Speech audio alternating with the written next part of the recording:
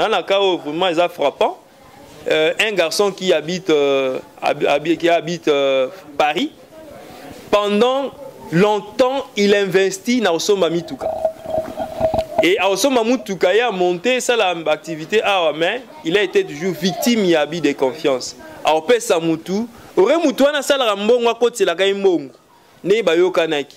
Nyons donc na kolobake o ezalaki ka na kutana inango awa ezalika 10e véhicule.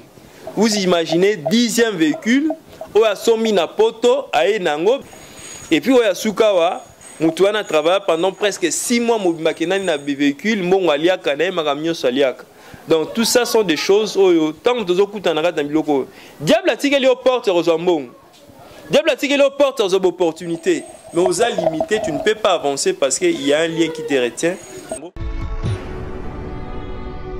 Fidèles téléspectateurs, suivez désormais chaque jour sur votre chaîne Bomoko Yamboka, votre nouvelle émission Bonzambe na Bomoko. Bonzambe ya Bomoko est une émission de qualité, de distinction et de pure réalité religieuse. C'est une émission bilingue pour permettre à toutes ces personnes de pouvoir capter le serviteur de Dieu, qui par leur expérience vous parleront du Seigneur, qui par leurs expériences vous édifieront. Ils seront là, prêts à vous aider. Restez branchés, restez connectés. Chaque jour, vous en saurez plus. Soyez bénis au nom de Jésus.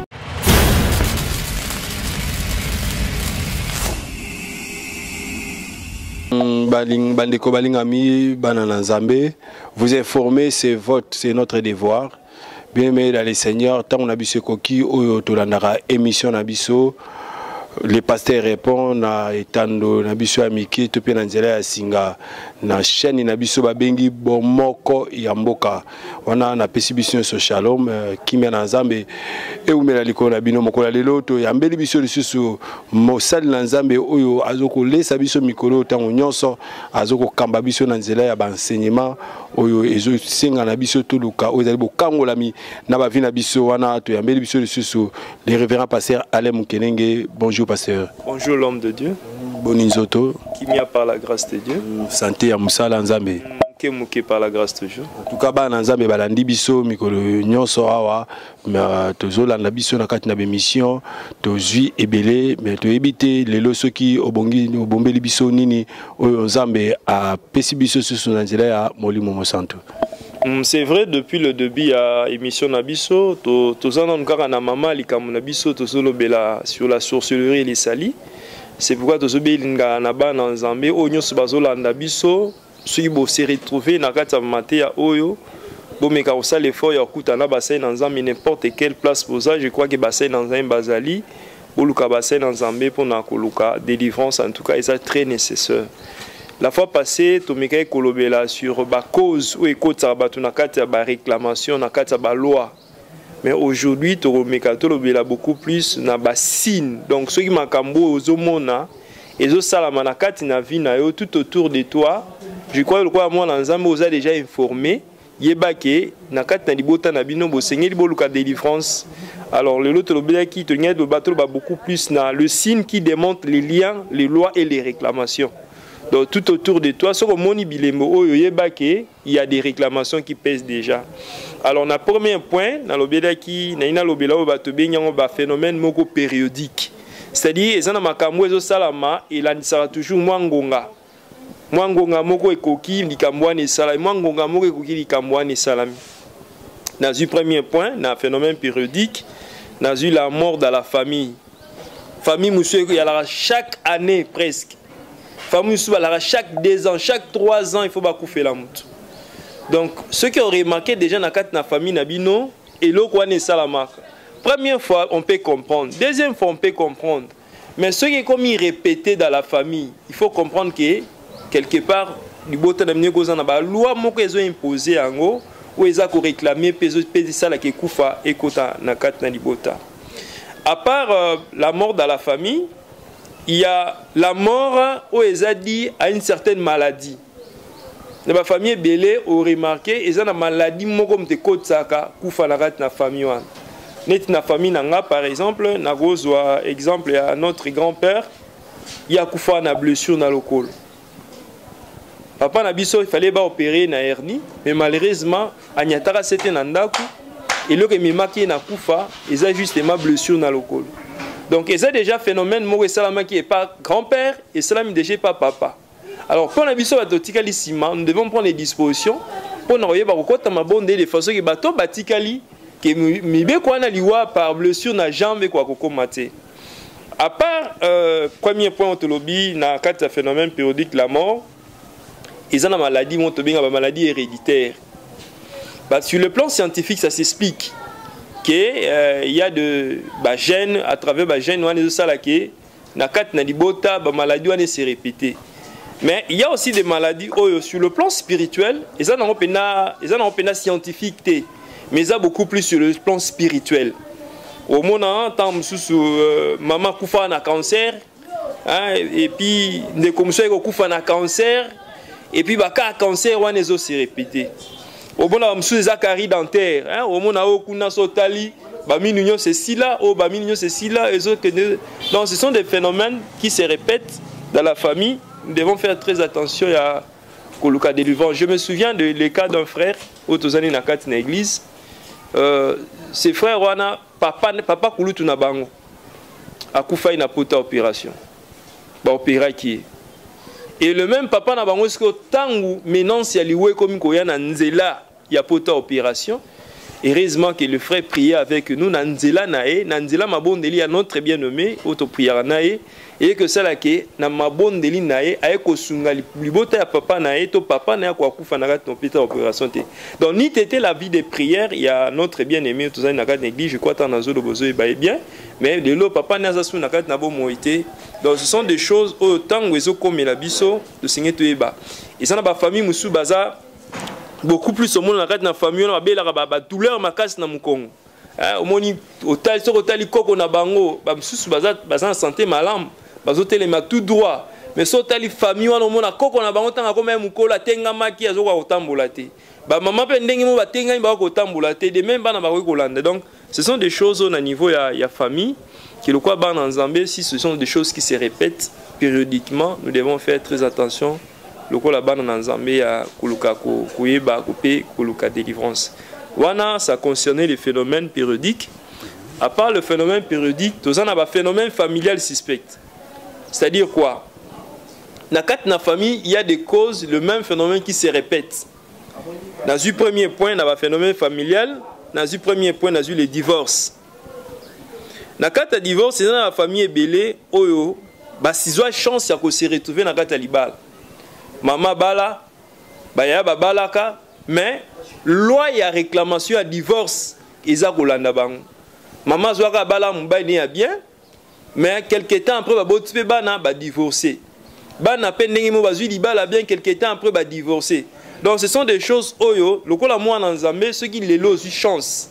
Ya koyo kamate ya oyo. Yo osé déjà averti par rapport à ce qui se passe déjà dans la famille. Nathan nazolo la divorce, ça concerne et bana mibali et bana basi.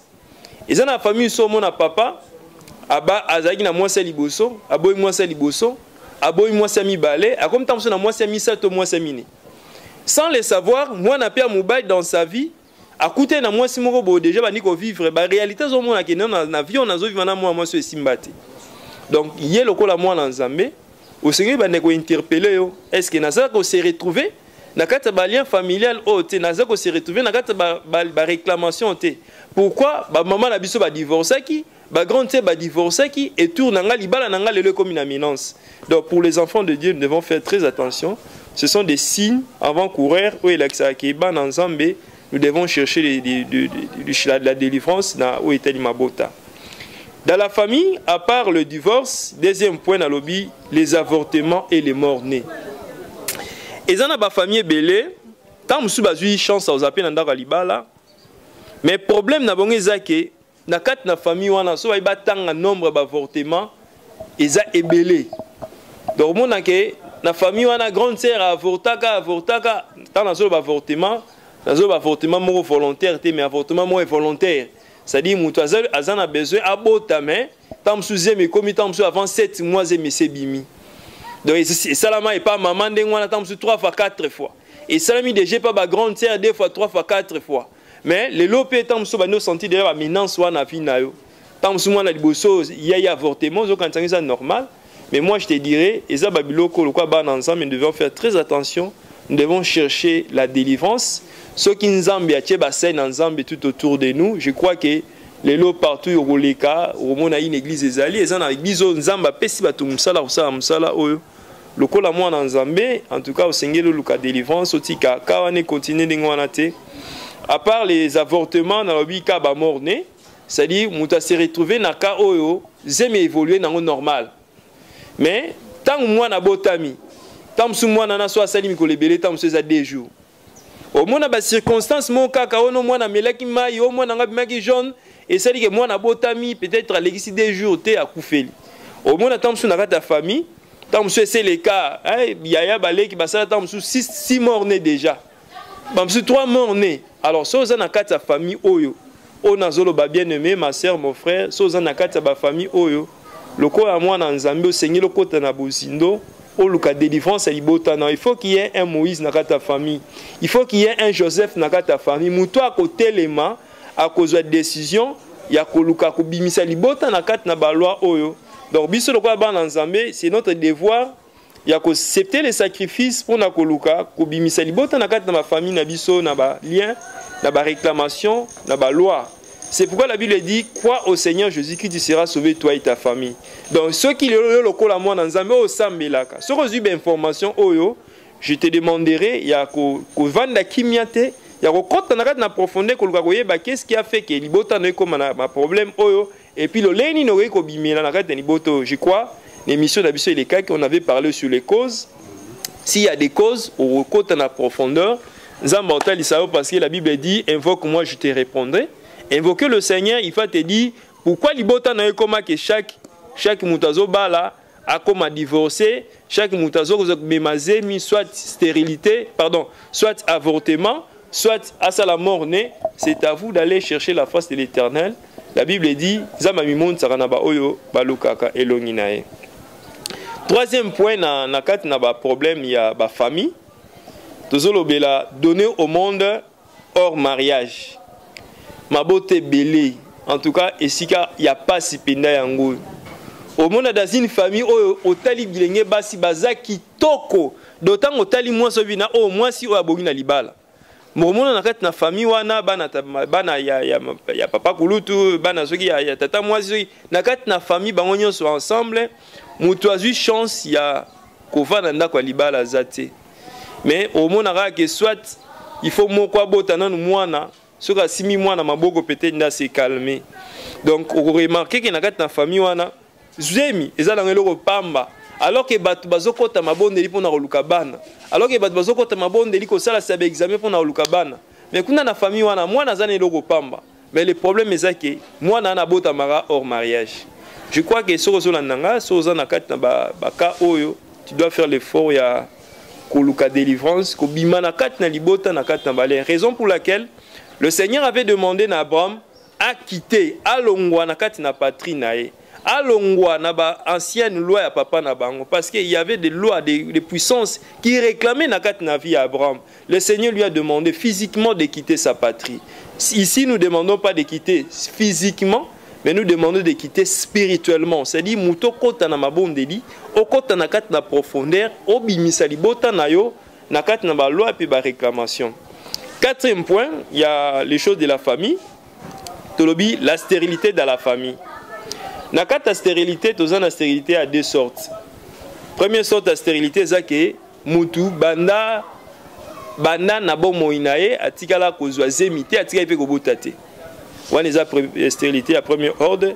Stérilité à deuxième ordre, c'est que mutu azi chance tam soir bota mwana moko. Mais après kobota mwana wana, il n'y a plus la fécondité. Baka eze belé alors. Au moins, il y a une vie à Moutou, Moutabotika à moi moko.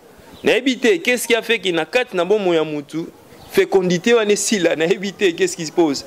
Batumsu, bah, que ça, l'examen, bah, ça, la recherche, bah, côté échographie, bah, qu'on peut évoquer plusieurs raisons. Il y a bah, myome, il y a bah, kyste, il y a bah, belé. Ils vont dépenser beaucoup d'argent alors dans les hôpitaux, Koluka Kobota, mais alors que les problèmes aussi peuvent se résider dans le niveau spirituel. De temps où ça l'effort, il y a un hôpital, Kokutana Munganga, Ça la paix fort, il y a aucun okutana bassin en Zambie est-ce que sur le plan spirituel, il n'y a pas quelque chose qui est bloqué au Kwakoza Nakubotate, alors que le Seigneur a lobby sur la matière de stérilité, que vous savez, il y a un Zambie, Nakopambola Mapanabino, Nakopambola Bile Inabino, Nakati Namoka Nabino, Mosopizé, Miakozalate, moi si il combat pas aux alatés, donc stérilité, et Zoutawapi, alors c'est à nous les enfants de Dieu, il y a un Nakati na profondeur. Sur les deux sortes de stérilité, qu'est-ce qui se passe? Dans la matière de sorcellerie, il y a mais les restes sont bloqués. Alors c'est à vous, les enfants de Dieu, il y a une profondeur pour la délivrance pour Natina na libota na yo. À part la stérilité dans la famille, nous avons en cinquième point le célibat. Dans la zone de la célibat, c'est aux enfants de Dieu de comprendre ces choses.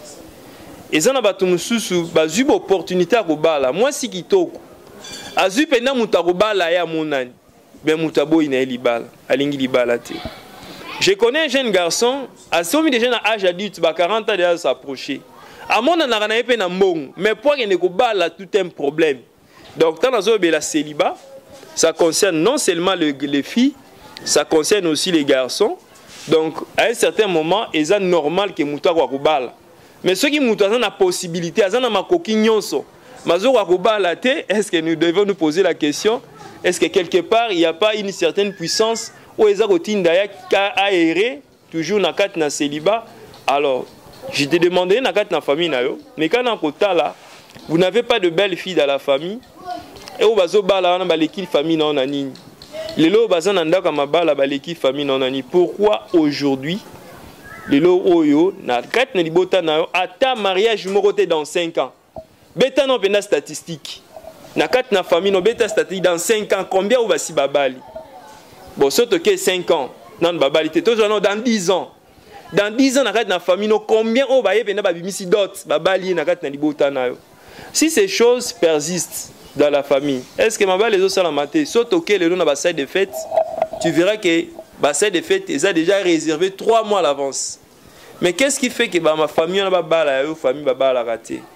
Et pourtant baba sikitoko et pourtant basana ma coquinho sur libala. Alors, je te demanderai le quoi moi dans Zambé, ce qu'on s'est retrouvé dans ma situation yo le quoi moi dans Zambé, au Seigneur le côté na na profondeur, aux alata musu mutaliboso na nzela na libala na yo. Et fungula libala na kati na famille na bino peut-être nzamba zo zelaka ke yokota na profondeur pour nzamba yebana ko fungula mabala na kati na famille. Voilà, donc on est là qui ba phénomène à niveau de la famille et ça est belé, je crois je pris quelques faits au niveau de la famille par rapport à tant d'autres qui m'embangent ngongana, c'est que nous devons parler. Je crois premier point le bela qui est un phénomène périodique. Deuxième point, le phénomène à niveau de la famille. Et puis, quatrième point, le phénomène de limitation. Et si on s'est retrouvé à un phénomène de limitation. Batebele, baza lié, baza réclamé, que baroy ko avancer na vite. Et je crois que cause, aussitôt le bela idéal cause, aujourd'hui tozong il a cause té. Mais tu as quelques signes qui permettent de faire moi dans Zambé, so côté na kata ba signes au comprendre que et Seigneur ngala luka délivrance. Na kata phénomène de limitation, je crois ndeko biso maman Micheline Chabani Mbaki yango. Alors bien on sait l'effort na bima papa mais eza singa. Donc il y a le col en tabalère na moulaya singa. C'est-à-dire aussi longtemps que tabana rosa biloko akolia nae, aussi longtemps que na périmètre nae biloko eza akolia nae. Mais le problème est dans Tabana, il ne peut pas aller loin. Il est limité na Kolia Nae. Alors, premier point dans Zolo Vilanobi, limitation dans les activités commerciales et financières. Donc, Moutouaza limité na 4 activités Nae. Alors, la raison est belé, le point est belé, où il faut que Moutou à chaque moment, a la limité sur le plan il y a activité Nae. Premier point dans lobby. Mouton ça l'effort, hein, activité commerciale et puis financière. Mouton ça l'effort. Azo bunda le roi moutonio so chaque ton azali na courage. Abani pe osala musala ma comme ne pe na un certain moment à niveau moko boye, au senti pe na que ça va. Yemo azo reconnaître pe ça va. Mais, qu'est-ce qui se passe? Premier point, soit égaux à la par vol. Marchandise à Zaki Nango. Place à Zaki marchandise à Okutabo Paf, Baïbi marchandise. Donc, avancer, comme place Moko Munandela Moïbi, Biloko Nyonso Zaki Nango et Kei, Azongi à 0. À part les vols, Tolobi, deuxième point, Moutare Kozonga à 0 à travers l'escroquerie. Mouta fait un effort, pas à 5 000 $, comme il a 2 000 $, comme il a 3 000 $, marché Moréo, non, Toteka, marché Moréo, le plus souvent arabe, le Kuta. Oh non, marché Moréo, côté ça va devise belé, banine belé, neti batbano, li Solomon Nayoka, avec un escroquerie triangulaire. C'est-à-dire, Morazan à Kinshasa, Morazan à Est, Morazan à Brazzaville, Bazoko Saki, Baoteka va produit. Donc, comme on a dit, non, c'est juste les moments de bénédiction.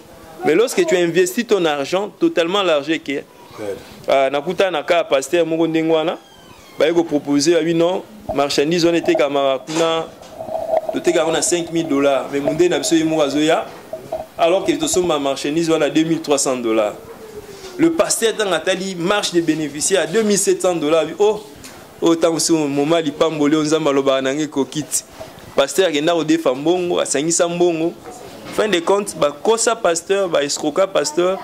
Dieu est dans un jour, moutango pe bakanga kaye, mais on se pose la question est-ce que pasteur va récupérer un bongo? Point d'interrogation. À part escroquerie ou ezong sarabate belé sima, il y a habit de confiance. C'est-à-dire, moutoumsusu, a sali na musala na bien, comme ni na moi activité n'est bien. Non, Mikolo na Chine, moi biloko ezote comme on a pris bien yo ke na Chine, papa me menanga mbongo sombelanga biloko na Chine. Mon effort nyonso salaki pendant peut-être une année 2 ans. Pour na kozongi seka sima sur le plan satanique. Nzambe la petite diable a tinelega muto a ko escroquer. Muto a créer habit de confiance. Et tant mutoye azumbongo wana nyonso ake nango libela muto azongi maboko pamba. Quand il y a habit de confiance, dans le cas où vraiment ils sont frappants, un garçon qui habite Paris, pendant longtemps, il investit dans Osoma Mituka. Et Osoma Mituka a monté ça l'activité, mais il a été toujours victime de habit de confiance. Alors, peut ça Moutou, aurait Moutou na sala mbongo côté la gaïmbongo, ne bayokanaki. Donc, on a relobake, où ezaki kao na kutana inango awa, ezaki a 10e véhicule.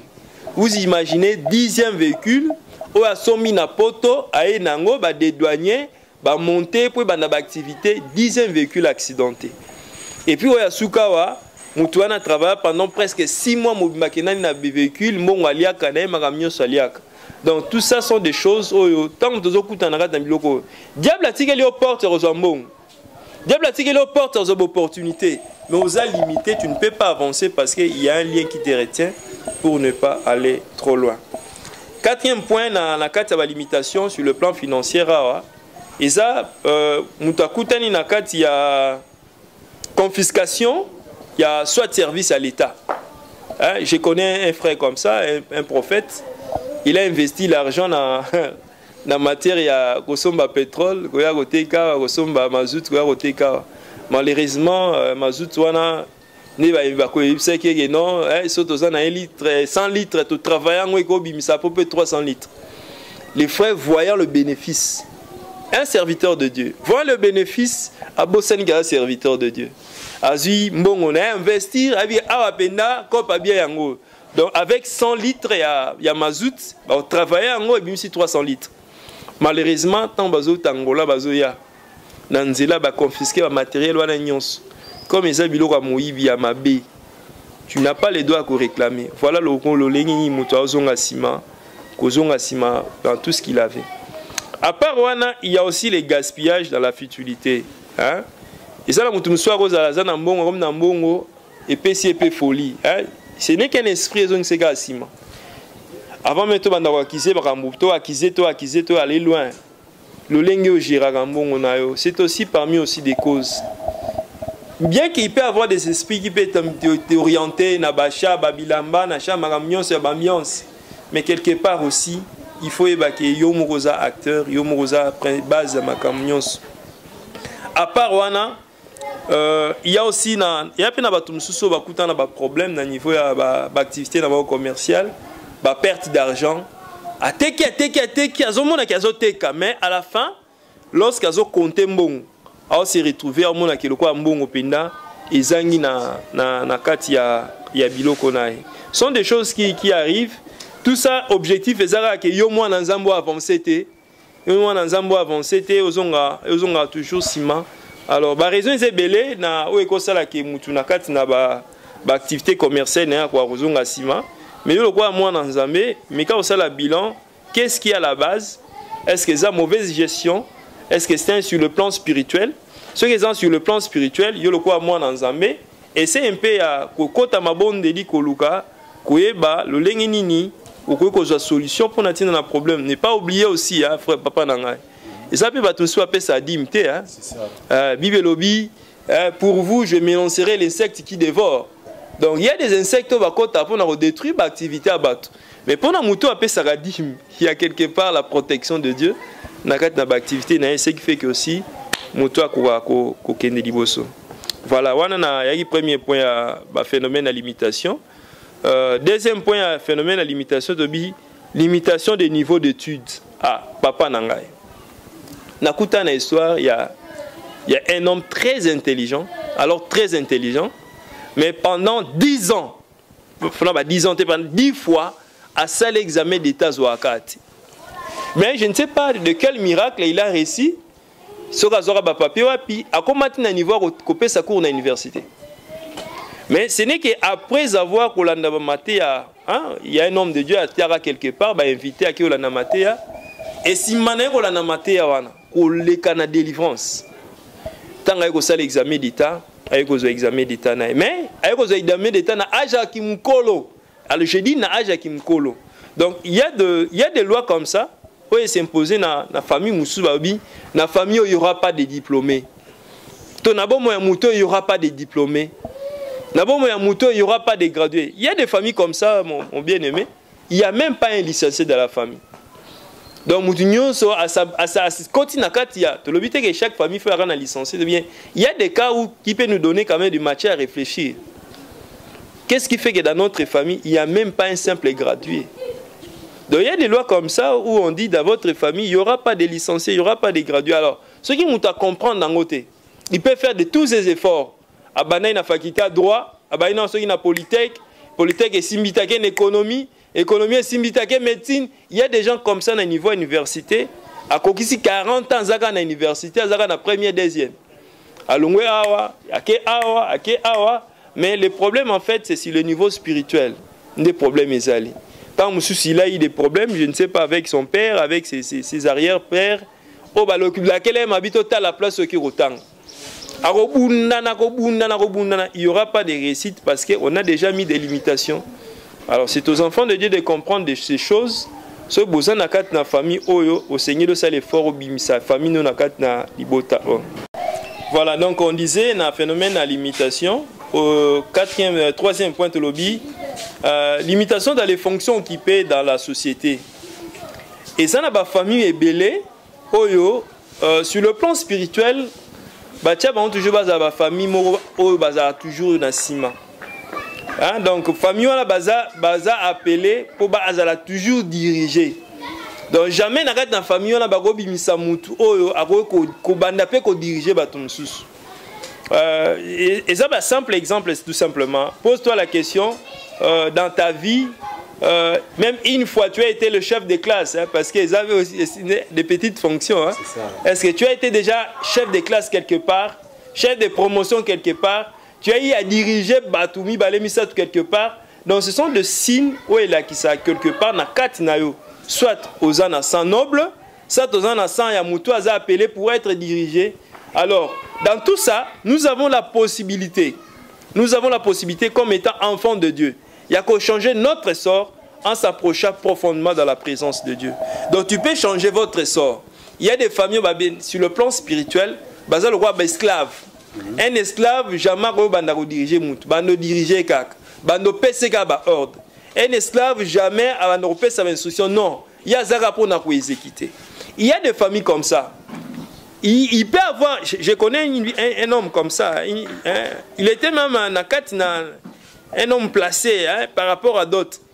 Mais au moment où Moutou Aza, aux hommes le quoi Moutou Aza, le quoi Moutou Aza peut-être plus élevé par rapport à Moutou Moussous. Mais ce qui nous enseigne à Moutou Anambong, est-ce que na cause à moi 200 fois pas na onate. Et au Kokabela, donc dans Katinaye, sur son esprit, Aza toujours na place infériorité. Donc yé pour naye Moutou ne fa pesaye. Donc yé pour naye zomo na neti Moutou ana lekie. Mais en réalité ça otali dans la société otali place yaza ko occupé. Na Moutou azo senga. Moutou azo senga moins valeureux que. Mais le problème c'est que na Katinaye dans sa famille, ils ont des ningwala. Chez nous, dans RC, dans RDC, je ne citerai pas des tribus, mais il y a des tribus comme ça, hein, qui veulent beaucoup plus assumer la fonction. Il y a personne qui doit être dirigé, qui doit être commandé. Au monde, le plus souvent, il se donne na roteka bamaï, na roteka baji, na roteka tindiga poussou. Non, et outil déjà parti à famille, outil déjà parti à arrière-parents. Donc, sur de l'andeli bango, c'est pourquoi le col à moi en Zambé, il faut que tu te révoltes contre Babilo Konyonso. Ceux qui sont parents, bazalaka baboy, ceux qui à l'époque ils avaient bien, oh non, papa n'a besoin d'avoir boy à Mobutu, c'est pour un honneur aux alaboy à Mobutu. C'est bien, ils gagnaient leur vie, c'est bien. Mais à un certain moment, il faut changer aussi. Pourquoi pas pour engager baboy, pour engager bébé misa na vie na yo. Donc, il y a des gens comme ça, au rôle dans la société, ils ont qui base ou à ordre. Je vais vous donner tout simplement un exemple, moi, à Mouké. Essaye un peu de voir dans ta famille si vous avez des hauts gradés militaires. Essaye un peu de voir. Il y a quand même au moins à Mouké, si vous avez des hauts gradés militaires. Bon, vous remarquez même parmi les hauts gradés, vous remarquez que vous avez un grade à mener la fonction. C'est des amis qui ont été c'est pour ça que dans Babylone, lorsqu'on devait choisir les gens pour diriger, il faut que nous ayons une famille noble, un sang royal, une instruction. C'est-à-dire qu'il y a des gens comme ça qui sont appelés pour diriger les missus. Et ça, nous sommes appelés pour avoir une instruction pour diriger. Alors, yo le quoi moi en Zambie, ce qu'on remarque que dans le libota na yo, binonyo sera un métier. C'est bien. Oh non, on a un mécanicien, mais on connaît yo que c'est la mouning. Alléluia. Donc yo, bapé ça au cas ordre. Même dans un métier wana, nous tous sommes dans un métier, mais les chefs de garage. Vous comprenez? Azo pé ça ordre dans bateau moussous. Azana batamisa dans un garage nae. Mais yo que remarquer malgré savoir nae, malgré compétence nae, on est obligé toujours à diriger. Alors ce sont des choses le quoi ban dans un métier c'est bien, ils ont m'habité, mais le quoi là-bas dans nous devons faire l'évaluation des voies dans la famille. Na famille bobimisi à part bata métier, bobimisi banane. Ceux qui viennent sera bata métier. Na famille na premier ministre obimate. Na famille na PDG ba obimate. Puis c'est bino sera bata métier. Donc tout ça, ça donne donner des matières à réfléchir. Yo le vous en au moins dans Nzambé, tu es encore étudiant, étudiante. Il faut bandako révolter yo que au Seigneur le côté ma bondeli au changer sort ya famille na ce qui concerne des fonctions occupées dans la société. À part les fonctions occupées dans la société, il y a les échecs répétés. Les échecs répétés, ils ont que Moutouaza tellement limité dans presque tous les domaines. Mais qui voyage, qui ne ceux qui France, ceux qui Europe, ceux qui Bana démarche à voyager, j'ai sais Poussani, Mandé fait comme déjà à côté là, voyage Simbagate. Alors bon. Quand vous voyagez Simbité, na banako tatan activité commerciale. À côté d'une activité commerciale sans succès. Alors bon, on a évité ce qui n'a mes études. Donc tout ce qu'il fait, ils ont réussi, ils ont échec, tout simplement parce qu'il y a de limitations. Voilà moi Mouké. Pour nous ça m'a pas non pour la question par rapport à autre lobby, Basile, tel ça qui est Moutouazana. Quand il y a des limitations, des liens, des lois, des réclamations dans la société. En tout cas, dans Nzambé, tu prends Makasi pour passer à Zaki vraiment très profond. À l'objet Penza, à Motouya, Zaki clair à expliquer Bissou Penza, Malam Mingi, Kolandisama, na Katina, enseignement autre, juste sur les signes qui démontrent les liens et les lois na kati na babomo ina biso parce que question mon ngina tuna na moni olobeli biso sur les signes les lois tout est-ce que c'est quoi différence ni ezali entre les liens les lois et la sorcellerie donc parce que na moni olobeli makambo ya ba lien ba loi mutaram na ba lien tout net tu peux par exemple là ya ba leadership makambo konza makambo tout alors eza makambo ko eza dit la sorcellerie ba lien mais capé ko éclaircir biso place wana po ba na zambe ba me capé ko jamwa limola mo ya malamu isikana. Merci beaucoup. Maman likamna biso tozolobela sur la sorcellerie et les salis, c'est-à-dire misala kindokipe loleni toko koluka lobiko. Alors na point haut tozolobela actuellement tozolobela sorcellerie na niveau siko ya mutuye mon côté. Mais na niveau maintenant il y a tout autour ya mutu place azali. Je crois lorsqu'on avait parlé sur les causes, tolobaki ba cause et banaita musu mutuye mo comme tasala ki mabe, mais à partir mabe o mutu tasala ki et entraîner toute une famille na kati ya ba loi, na kati ya ba réclamation. Alors mais lorsque nous allons parler beaucoup plus de liens, ba lien eza loko eza beaucoup plus sur le lien des sangs, hein, c'est-à-dire o lingo lingato za na kati na ngo. Na pese exemple moko je prends un exemple de maman ou azana zemi. Maman azana zemi, azana mwana ne na kati na libumu. Bazali ye na mwana na libumu. Ce qui maman wana azana zemi, pendant que azana zemi, azako bima po gende koloka. Directement azako entraîner mwana na kati ya sorcellerie. Donc c'est lié déjà dans les sangs. Je peux aller même plus loin. Les lots sont dans la famille royale, sans mot royal. Et ça là au semble la raté. Place nyonso oroleka sur le plan spirituel. Ba on a katinayo le sang royal, c'est-à-dire ba on a soit ba signe ya bokonzi katinayo. Ce sont des choses oeza indépendamment de ta volonté, c'est dans les liens, c'est lié comme ça. Mais nous le comme banana nzambe, nous devons transformer ko sengaka makila na yesko purifier makila wana. C'est-à-dire tout ce qui est d'impurité longwa et ça l'a éclairé par le sang de Jésus. C'est pourquoi on a moutou à sang royal. Ou à sang commandement. Pourquoi ça a 10 personnes. Botanda miwana. Non, tu sais que moutou moko pas que somme la biso essence na ba na Brazzaville. Je vais vous donner un exemple. C'est ça soit ça la guerre naé. Tant l'Isuba attaqué, il s'agit est-ce que ba somba carburant na Kinshasa et Kate Kenina nangam. Il y avait plusieurs jeunes au Bazala qui ont. Bon, qui peut, à quoi qu'on a na quoi qu'on quatre na qui, à son milieu sur batona ba fille à essence et quatre pour to relancer guerre n'abisso. Et la personne on va pour na qui ont. Azam moi na moko o ya outil déjà na lignement royal. C'est-à-dire ce sont des choses à rapambater. Hein, beaucoup mon a besoin groupe de 10. Non, tu as besoin de chef d'équipe pour Atamusa. Ce sont des choses au landak. C'est pas pour rien qu'un chef d'équipe pour na bimindengwan. Même dans cette église, pourquoi ça a besoin 20 pasteurs, 30 pasteurs, mais on a yomo pasteur. Mais pourquoi on a yomo dirigé bat? Ce sont des choses où ils sont liées dans cette bassin. Ils sont liés dans cette bassin. On a il y a le leadership, il y a le sens des commandements, il y a le sens royal. C'est pourquoi dans Zambé, nous avons tout intérêt. Il y a qu'à transformer tout simplement le coin. On est d'abord côté. Non non. On est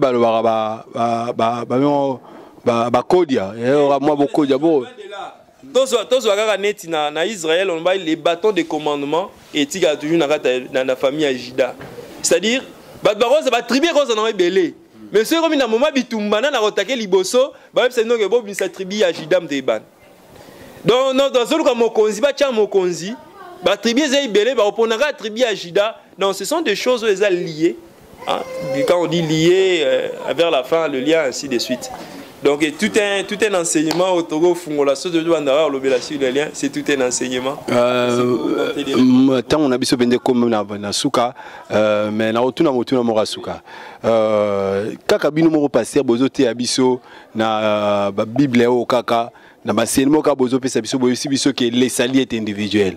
Mais tant tozolo bela balien awa na moni balien tozolo bela libote tozolo bela famille ndenge tozolo bela sikoyo muto pona muto abike bon ngana sambela ngana ndima ya Yesu na ngaya ba makamla mino balien na bino makamla mino etali ngati ngaza de arachité. Est-ce que yeba ko ko zaka na kacha makamwana amikateli singane yemo wa pa.